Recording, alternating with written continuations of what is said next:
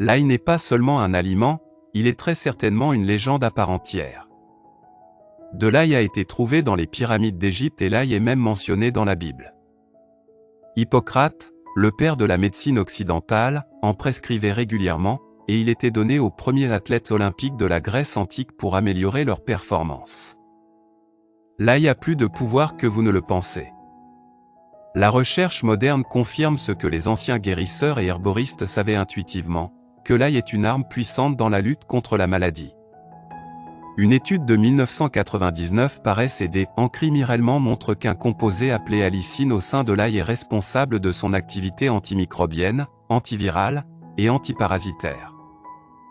L'ail s'est aussi montré capable de lutter contre les souches de E. coli résistantes aux médicaments et pourrait combattre certaines superbactéries résistantes aux antibiotiques.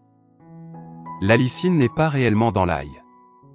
Un composé, l'alliine, et une enzyme, l'alliinase font partie des cellules d'une gousse d'ail.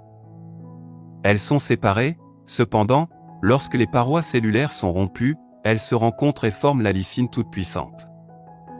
Ainsi, lorsque vous cuisinez à la maison, vous voulez être sûr de rompre les parois cellulaires dans les gousses d'ail en utilisant votre méthode préférée. Mais ne jetez pas l'Allium sativum haché directement dans votre casserole ou votre poêle. Il s'avère que la chaleur neutralise les avantages pour la santé fournis par l'allicine. Une étude de 2001 par K. Song et J. Milner a montré que chauffer ou bouillir l'ail écrasé détruit l'activité de l'enzyme alliinase.